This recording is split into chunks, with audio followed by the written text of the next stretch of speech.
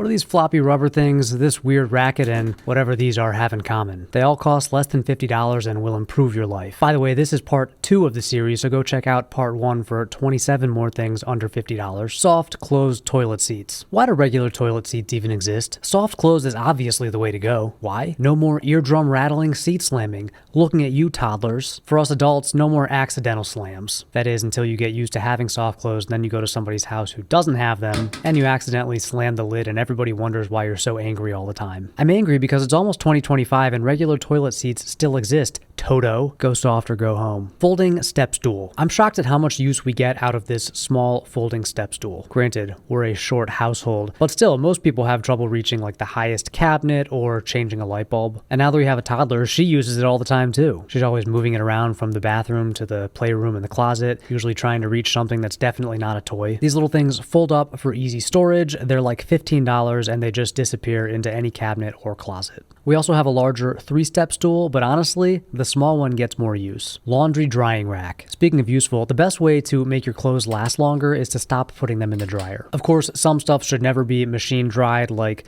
100% wool sweaters or raw denim jeans, but even cotton tees and socks won't last as long if you dry them regularly. You know all of that lint that your dryer collects? That's just fibers from your clothes. The dryer is literally destroying your clothing. The solution is to air dry your clothes on a drying rack. I like these collapsible drying racks because they can be folded up and stored, perfect for smaller homes. Let's move on to the kitchen. You know what I enjoy? Hot food. You know what I don't enjoy? Cleaning the microwave. For some reason, certain foods splatter all over the place when you heat them up. Looking at you, lasagna, and one incident can just wreck the inside of your microwave. The solution? Microwave-safe bowl covers. These are cheap and effective. You can get a multi-pack with a few different sizes. They also double as lids, so you can basically turn any bowl into Tupperware. If you take one thing away from this video, it should be microwavable bowl covers. Please keep watching. Milk foamer. When my father-in-law comes to visit, he brings this fancy espresso machine and makes these incredible vanilla lattes with lavender and sometimes a bit of Kahlua. But most days, I don't have time for all that. I need to mainline that caffeine straight into the bloodstream. So we use a regular old drip coffee maker. It's actually just fine. Now, I don't drink it black because I'm not cool or manly. So at the very least, I'll put some cream in there, maybe a little vanilla syrup if I'm feeling kind of wild. My diet starts tomorrow. And some mornings I will use our milk foamer to transform a regular cup of joe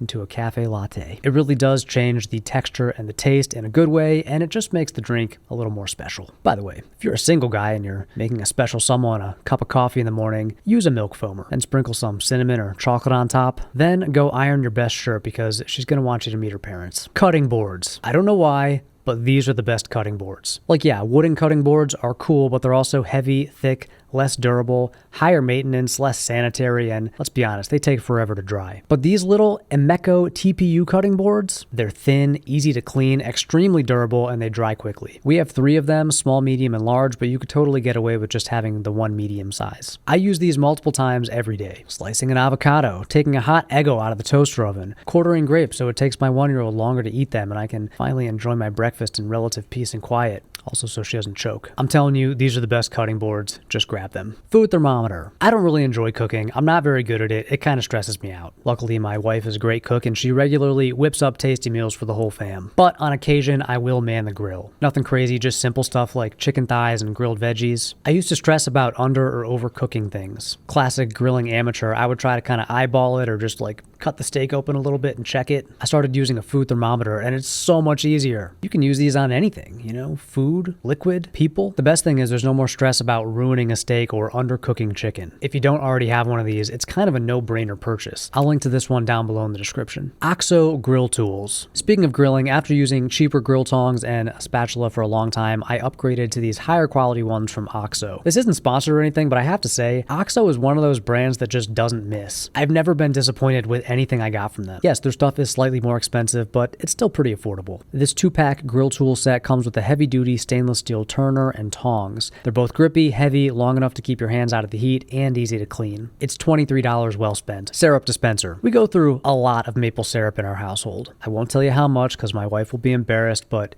it's gallons. I like to blame this all on the 3-year-old, but honestly, I'm part of the problem. Actually, if you could click on some of my affiliate links down in the description, that would really help out because maple syrup is expensive. The thing is, most maple syrup comes in a cool looking, but totally impractical glass bottle. It's hard to pour the right amount, and no matter how careful you are, it drips down the side and creates a sticky mess that just gets worse over time. The solution is a restaurant-style dispenser. This produces a neat, controlled syrup stream without any sticky residue. So if you also live in a pancake-heavy household, I highly recommend picking one of these up. And yes, I did take that shot of syrup. Dish brush. Staying in the kitchen for a moment, here's a hot take. Brushes are better than sponges. I do a lot of dishes. In our household, I'm the go-to kitchen cleanup guy. My wife cooks, I clean. I used to hate washing dishes back when I thought you had to use a disgusting sponge. But then I discovered the dish brush and everything changed. Paid off my debt.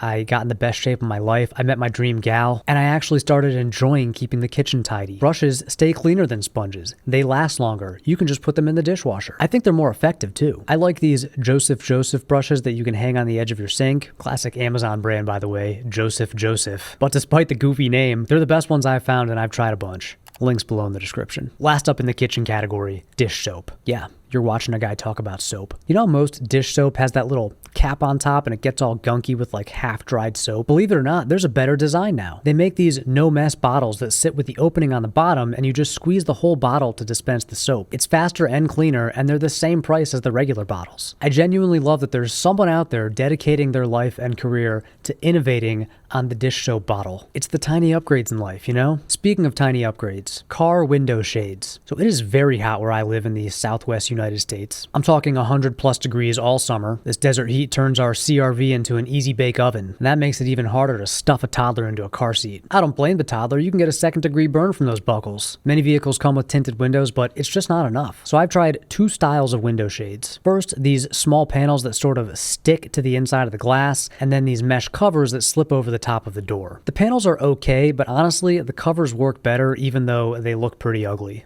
We keep them on our cars almost all year around. This is a function over form decision, much like buying a Honda CR-V, and I'm okay with it. Car seat ice packs. We even took our car cooling efforts to the next level by acquiring these kids' car seat ice packs. My wife found these, and honestly, I thought it was a gimmick. As a parent, you get desperate and you end up buying a lot of stuff that isn't as useful as advertised. But these ice packs are surprisingly awesome. For example, if I'm taking my toddler to the library and I know that the car will be parked outside in the baking hot sun for a couple hours, after I get her out of the car, I'll put one of these ice packs in her seat. When we get back to the car, the seat is actually cold. We don't have to wait for the car to cool down, and if she knows that the seat isn't hot, she'll get right in. Not gonna lie, I kind of want to find a bigger one for the driver's seat. Shirt anchors. You know when you're wearing a button-up shirt, if you only leave the top button unbuttoned, it looks kind of dorky? But then if you unbutton 2 buttons, the placket can get kind of sloppy. Shirts should really come with like a hidden button between the 2nd and 3rd one. But they don't, so the next best thing is these little shirt anchors. They're like small squishy pucks that have enough stick to hold fabric together, but they're not so sticky that they get stuck to your shirt. Well, they do get stuck to your shirt, but not permanently. They're easy to remove and you can use them several times before they lose their stickiness. I often wear these with my casual button-up shirts, kind of like this one, so I can get that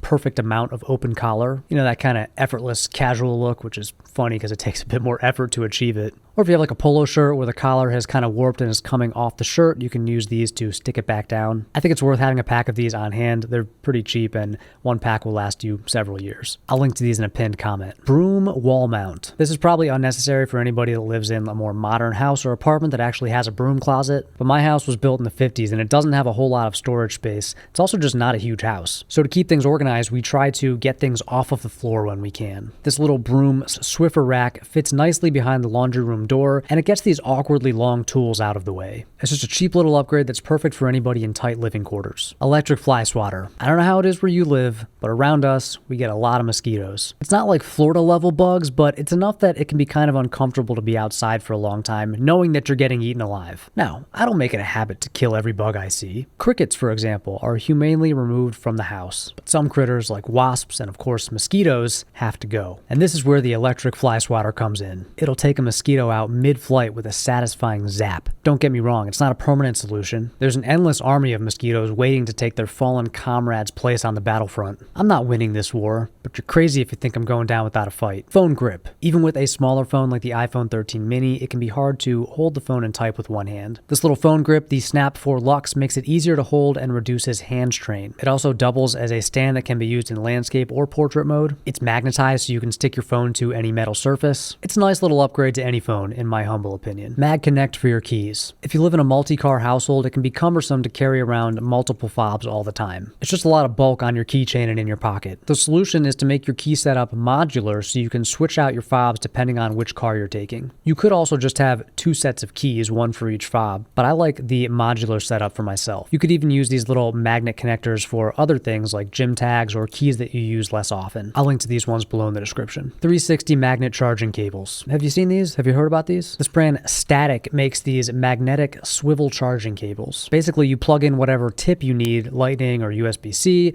and then you use these 360 cables to quickly connect any device. The cool thing is if you have multiple devices, even with different inputs, you can use the same cable. You just pop it off one device, like an Apple trackpad that has a Lightning port, and snap it onto another device, like a Switch controller that uses USB-C. It's pretty cool. Like I can just have one cable on my desk that can be used to charge multiple devices with different inputs. You could use these on your phone too. You just leave the tip inserted, and then you replace your regular charging cables with these static cables. An added benefit is it actually stops your phone's port from collecting dust. It also sort of acts like Apple's MagSafe plug, so if the cord is pulled, it'll just disconnect the magnet versus pulling your device like off the counter. I don't put these in the must-have category. It's just kind of a fun little upgrade to charging cables. Eye mask. You probably don't have to buy one of these. You've probably gotten some free ones from stays at hotels or long flights. I recommend using them, especially during summer when the sunlight tends to creep into your windows at like 5 a.m. Seriously, these really work. Even if I don't think they're going to work, they always help me sleep in a bit. It's really the only way I can go back to sleep after an early, unexpected wake up. If you don't have an eye mask, I'll link to a really good one down below in the description. Finally, earplugs. If you really want to supercharge your sleep, combine that eye mask with a good set of earplugs. I've never gone hunting. I really have no desire to kill an animal, except birds. When it's 4:30 a.m. and this mockingbird is going absolutely ham outside my bedroom window, sounding like an aftermarket car alarm from the mid-90s, I've seriously considered purchasing a firearm. Instead, I pop in a set of earplugs, put on my eye mask, and go back to sleep. Earplugs are a lifesaver for anybody with small kids or light sleepers. There are a few different kinds. I'll link to the ones that I like down below. All right, that's the end of my list. As always, I'd love to hear from you. What's one thing you bought for less than $50 that had a noticeable impact on your life? Let me know in the comments section.